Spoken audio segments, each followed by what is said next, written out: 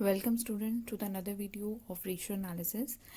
In today's lecture we are going to learn about the third part of the liquidity ratios, that is absolute liquid ratio. So बच्चे इस तो पहला ਅਸੀਂ ਕੀਤੀ current ratio, then ਅਸੀਂ ਕੀਤਾ liquid ratio, ਹੁਣ third ਅਸੀਂ ਕਰਨ ਲੱਗੇ ਹਾਂ cash ratio और absolute liquid ratio। ਇਹਨੂੰ ਬੱਚੇ ਅਸੀਂ ਇਹ ਵੀ ਕਹਿ ਸਕਦੇ ਹਾਂ ਕਿ ਇਮੀਡੀਏਟ ਸਾਡੀ ਕੈਸ਼ ਦੀ ਕਿੰਨੀ ਅਵੇਲੇਬਿਲਿਟੀ ਹੈਗੀ ਹੈ, ਮਤਲਬ ਅਗਰ ਔਨ ਦਾ ਸਪੌਟ ਅਗਰ ਬਿਜ਼ਨਸ ਨੂੰ ਕੈਸ਼ ਦੀ ਲੋੜ ਪੈ ਗਈ ਹੈ ਤਾਂ ਬਿਜ਼ਨਸਮੈਨ ਜਿਹੜਾ ਵਾ ਉਹ ਕਿਸ ਤਰ੍ਹਾਂ ਕਿੰਨਾ ਐਸੈਟਸ ਨੂੰ, ਕਿੰਨਾ ਕੈਸ਼ ਨੂੰ, ਕਿਸ ਤਰ੍ਹਾਂ ਦੇ ਕੈਸ਼ ਨੂੰ ਜਿਹੜਾ ਵਾ ਯੂਜ਼ ਕਰੇਗਾ ਤਾਂ ਕਿ ਉਹ ਆਪਣੀਆਂ ਔਨ ਦਾ ਸਪੌਟ ਜਿਹੜੀਆਂ ਲਾਇਬਿਲਿਟੀਜ਼ ਕ੍ਰੀਏਟ ਹੋਈਆਂ ਨੇ, ਇਮੀਡੀਏਟ ਲਾਇਬਿਲਿਟੀਜ਼ ਕ੍ਰੀਏਟ ਹੋਈਆਂ ਨੇ, ਉਹਨਾਂ ਨੂੰ ਕੀ ਆ ਫੁਲਫਿਲ ਕਰ ਸਕੇ। ਸੋ ਇਮੀਡੀਏਟ ਅਗਰ ਔਨ ਦਾ ਸਪੌਟ ਸਾਨੂੰ ਕੈਸ਼ ਦੀ ਲੋੜ ਪੈ ਗਈ ਹੈ, ਉਹਦੇ ਵਾਸਤੇ ਸਾਨੂੰ ਉਹ ਰੇਸ਼ੋ ਚਾਹੀਦੀ, ਉਹ ਕੈਸ਼ ਚਾਹੀਦਾ ਜਿਹੜਾ ਕਿ ਸਾਡੇ ਕੋਲ ਔਨ ਦਾ ਸਪੌਟ ਅਵੇਲੇਬਲ ਹੈ, ਮਤਲਬ ਕੈਸ਼ ਇਨ ਹੈਂਡ ਦੀ ਫਾਰਮ 'ਚ। ਉਹਦੇ ਲਈ ਸਾਨੂੰ ਕੀ ਆ, ਕਿਸੇ ਤਰ੍ਹਾਂ ਦਾ ਪ੍ਰੋਸੈਸ ਜਾਂ ਕਿਸੇ ਨੂੰ ਕਹਿਣਾ ਨਹੀਂ ਪਏਗਾ, ਸਾਡੇ ਕੋਲ ਜਿਹੜਾ ਉਹ available on the spot available ਹੋਏਗਾ, ਉਹਨੂੰ ਅਸੀਂ ਉਹਨਾਂ ਐਸੈਟਸ ਨੂੰ ਅਸੀਂ ਇੰਕਲੂਡ ਕਰਾਂਗੇ ਐਬਸੋਲਿਊਟ ਲਿਕੁਇਡ ਰੇਸ਼ੋ ਵਿੱਚ। ਸੋ ਬੱਚੇ ਇਹਦੇ ਵਿੱਚ ਕੀ ਹੈ, ਐਬਸੋਲਿਊਟ ਲਿਕੁਇਡ ਰੇਸ਼ੋ ਵਿੱਚ ਕਿਸ ਤਰ੍ਹਾਂ ਦੇ ਐਸੈਟਸ ਹੁੰਦੇ ਨੇ, cash in hand, cash at bank, क्योंकि ऐसे कैश इन हैंड होएगा उन्होंने उस वाले यूज़ कर लेंगे, कैश एट बैंक होएगा, बैंक चो कटवा के यूज़ करांगे। मार्केटेबल सिक्योरिटीज़, मार्केटेबल सिक्योरिटीज़ किहड़ियां होंदियां ने जिन्होंने कि असी उस वेले अगर ऑन द स्पॉट अगर असी मार्केट च जावांगे तो असी उन्होंने सिक्योरिटीज़ नूं सेल करके उस वेले जिहड़ा कैश जिहड़ा वा उन्हां तो की रिलीज़ करवा सकते हैं। सो इन्हां सारे ये जिहड़े एसैट्स होणगे इन्हां नूं असीं ऐड करांगे ते साडे इंक्लूड होणगे एब्सोल्यूट लिक्विड रेशो विच। ठीक है, एब्सोल्यूट लिक्विड रेशो दा फॉर्मूला हुंदा है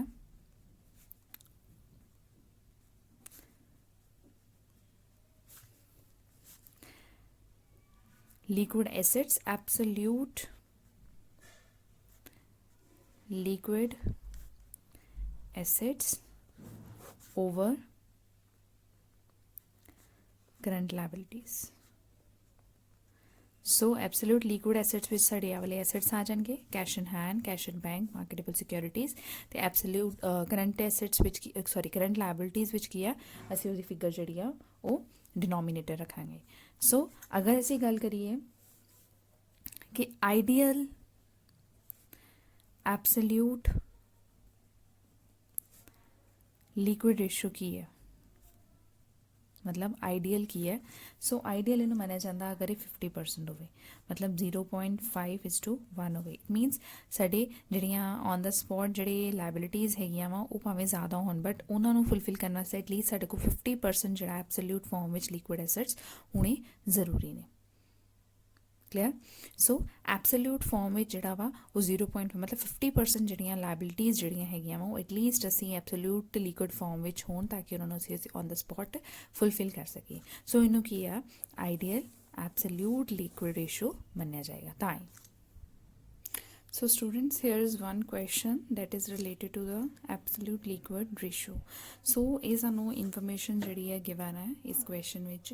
इस question में तो असी जड़ा absolute liquid ratio मतलब जड़ी साडी liquid assets होंगे ते liabilities होंगे उन्होंने calculate करके असी absolute liquid ratio जड़ी है calculate करनी है।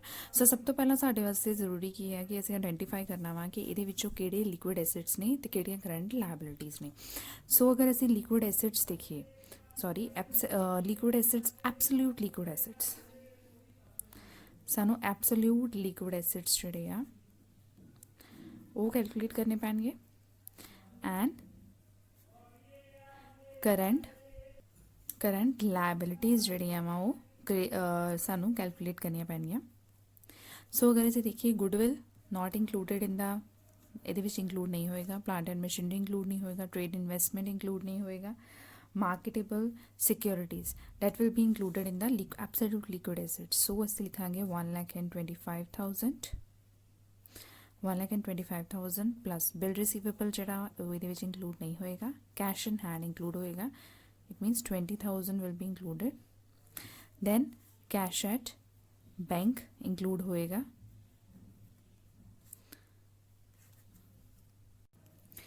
दैन स्टॉक इंक्लूड नहीं होएगा क्योंकि वो की है वो असी लिक्विड रेशो मतलब करंट रेशो ऐड करते हैं। बैंक ओवरड्राफ्ट लाइबिलिटीज़ जड़ियाँ अगे आए ने liabilities bills payable is liability outstanding expenses भी लाइबिलिटीज़। सो असें एब्सोल्यूट लिक्विड रेशो वास्ते लिक्विड एसेट्स जोड़े ने वो कैलकुलेट कर लेने। सो इन्हों की अमाउंट जी आएगी 1,75,000 जी अमाउंट आएगी 30,000 2050 1,75,000। दैन असी करंट लाइबिलिटीज़ देखांगे। करंट लाइबिलिटीज़ विच bank overdraft 80,000 plus creditors 60,000 plus bills payable 20,000 plus outstanding expenses 15,000। So 80 and 60 140 160 and 1,75,000। So असी कैलकुलेट कर लिया करंट लाइबिलिटीज़ भी कर लिया कैलकुलेट एंड लिक्विड एसेट्स भी एब्सोल्यूट लिक्विड एसेट्स भी असी कैलकुलेट कर ली। सो असी हुण इन्हां तो की एब्सोल्यूट लिक्विड रेशो जी है वो कैलकुलेट करांगे। सो absolute liquid ratio absolute assets केड़े ने 1,75,000 एंड करंट लाइबिलिटीज़ भी 1,75,000। सो ये रेशो आ जाएगी 1:1। सो एब्सोल्यूट लिक्विड रेशो जी असी कैलकुलेट की है डेट इज़ 1:1। इट मीनस यह जी रेशो हैगी है क्योंकि असी एब्सोल्यूट लिक्विड रेशो तो देखा कि वो आइडियल रेशो कितनी होनी चाहिए है 0 मतलब 50% एटलीस्ट लिक्विड एसेट्स होने चाहिए है करंट लाइबिलिटीज़ से। बट ये इस केस में क्या 1:1 है। इट मीनस जिन्ने लिक्विड जिन्नियां लाइबिलिटीज़ ने उन्ने ही जड़े ने साडे एसेट्स ने उन्ने ही साडे को मार्केटेबल एसेट्स पए हुए हैं। इसका मतलब ये जी आइडियल रेशो तो उपर है मतलब साडे को लिक्विड फॉर्म में की आ ज़्यादा एसेट्स पए हुए हैं मतलब on the spot immediate liquidity में साडे को ज़्यादा एसेट्स ने to meet the current liabilities. So बच्चे इस तो बाद एक असी फुल फ्लैज सम करांगे जिहदे विच कि असी तीनों रेशोज़ जिहड़ियां असी current ratio liquid ratio and absolute liquid ratio कीती है उहदे विच देखांगे असी उस क्वेश्चन विच फुल फ्लैज असी उहनूं सॉल्व करके देखांगे कि किहड़ी रेशो दा कितना आइडियल पॉइंट हुंदा वा ते कितना कि जिन्ना असी कैलकुलेट करांगे उन्ना जिहड़ा आइडियल होएगा जां नहीं होएगा उदों तुहानूं उस क्वेश्चन तो तुहानूं होर बैटर जिहड़ा वा वो समझ लगेगी इस लिक्विड रेशोज़ दी। ठीक है ये तीन रेशोज़ कंप्लीट नहीं ये लिक्विडिटी रेशोज़ में तीन रेशोज़ ही असी कैलकुलेट करांगे। हुण असी फुल फ्लैज सम करांगे ताकि तुहानूं होर बैटर तरीके नाल जिहड़ा वा समझ लग सके। So students, here is the question related to the current ratio, quick ratio and absolute liquid ratio।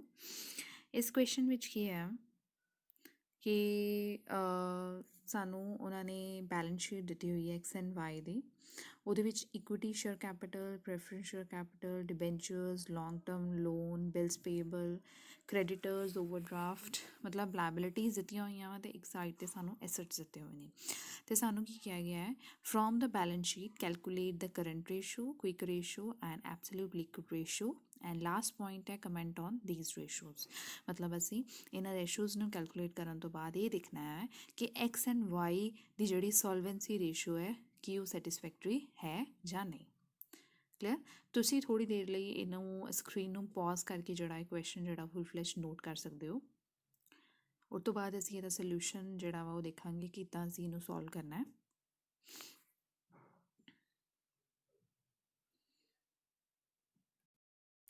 So student साढ़े क्वेश्चन के अकॉर्डिंग जोड़ा वा असी तीन रेशोज़ जोड़े कैलकुलेट करनी फस्ट है current ratio then quick ratio and absolute liquid ratio. So मैं तिन्हों के फॉर्मूलाज जोड़े आ लिखे हुए हैं। ठीक है तिन्हों फॉर्मूलाज के अकॉर्डिंग देखिए तो डिनोमीनेटर जोड़ा साडा सेम है मतलब करंट लाइबिलिटीज़ विच कोई भी चेंज नहीं आ रहा। सो करंट लाइबिलिटीज़ विच असी कोई चेंज नहीं करांगे करंट लाइबिलिटीज़ सेम रहनगियां बट असी ये देखांगे कि करंट एसेट्स क्विक एसेट्स ते एब्सोल्यूट लिक्विड एसेट्स की है। सो करंट एसेट्स अगर तुसी जिहड़ा क्वेश्चन नोट किया है उहदे विच देखो तो करंट एसेट्स भी सब तो पहला गुडविल का अमाउंट जिहड़ा नहीं आएगा गुडविल इंक्लूड नहीं होएगी लैंड एंड बिल्डिंग नहीं आएगी फिक्सड एसेट है प्लांट एंड मशीनरी नहीं आएगी क्योंकि फिक्सड एसेट है।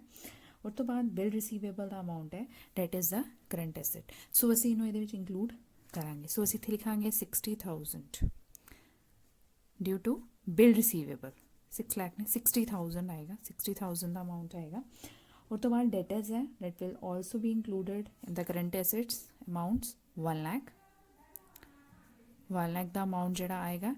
और तो बाद बैंक बैलेंस भी आएगा 40,000 that is also included in the current asset plus cash in hand 10,000 then short term investments 20,000 वो भी अमाउंट आएगा प्लस प्रीपेड एक्सपेंसेस 15,000 ये भी अमाउंट आएगा current assets which and last stock 20,000 वो भी अमाउंट जो इंक्लूड होएगा। सो इन्हों अगर सारे टोटल करांगे असी तो साढ़े को कितना अमाउंट आ जाएगा वो अमाउंट होएगा करंट एसेट्स का। सो ये टोटल अमाउंट साढ़े को आएगा 2,65,000 2,65,000 का अमाउंट जो साडा कैलकुलेट हो जाएगा। ये आएगा साडा करंट एसेट्स के अंदर। और तो बाद करंट लायबिलिटीज नो असी कैलकुलेट करांगे। करंट लायबिलिटीज के अंडर बिल पेएबल बिल्स पहले इक्विटी कैपिटल कोई नहीं आएगी डिबेंचर्स नहीं आएगा लॉन्ग टर्म लोन नहीं आएगा bills payable that is amount है 70,000 प्लस क्रेडिटर्स 50,000 के क्रेडिटर्स जड़े आएंगे प्लस बैंक ओवरड्राफ्ट 30,000 अमाउंट आएगा प्लस आउटस्टैंडिंग एक्सपेंसिस 15,000 ये आएंगे। इन्हों कैलकुलेट करके अप्रॉक्सीमेटली साडा आ जाएगा अमाउंट 1,65,000 करंट लायबिलिटीज असी कैलकुलेट कर लिया। सो तो असी करंट रेशो जी कैलकुलेट कर सकते हैं 2,65,000 डिवाइडेड बाय 1,65,000 सो ये साड़ी रेशो आ जाएगी 1.61:1।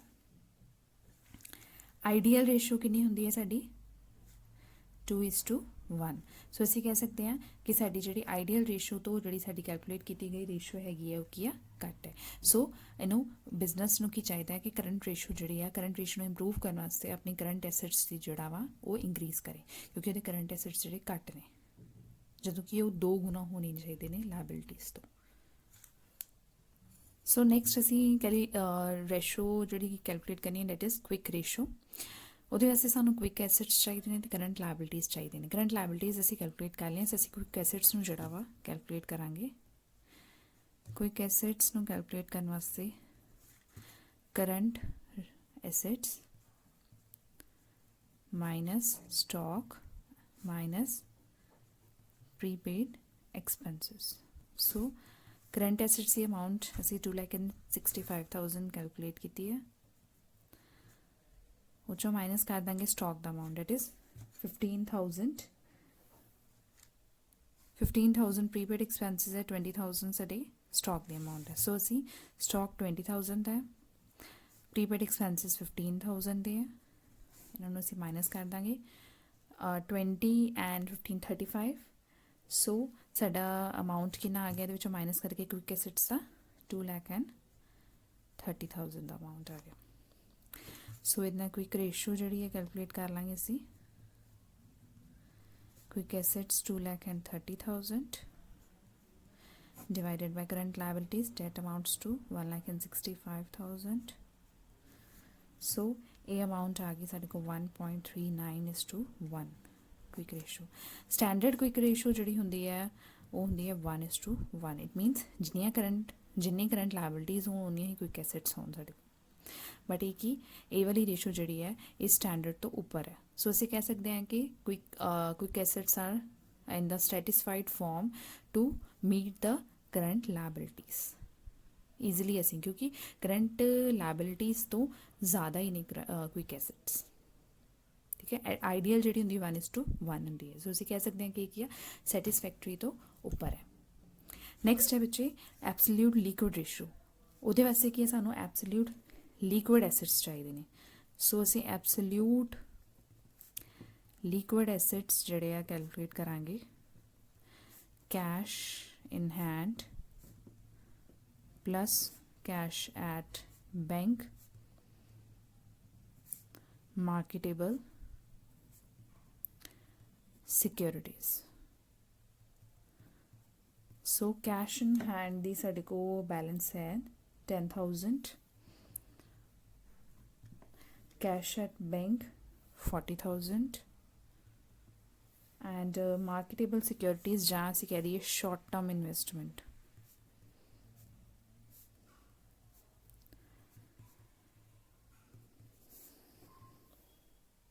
शॉर्ट टर्म इन्वेस्टमेंट साढ़े को है 20,000. सो ये टोटल करके जड़ा आ गया 40, 60, 70,000. सो अगर असी एब्सोल्यूट रेशो करनी है, एब्सोल्यूट लिक्विड रेशो, एसेट्स हो गए 70,000 divided by current liabilities. Current liabilities जड़ियाँ सेम रहन गया 1,65,000. ये रेशो साढ़े को कैलकुलेट करके आ जाएगी 0.42:1. अगर असी आइडियल की गल करिए तो आइडियल रेशो जी होंगी है डेट इज़ आइडियल 0.5:1.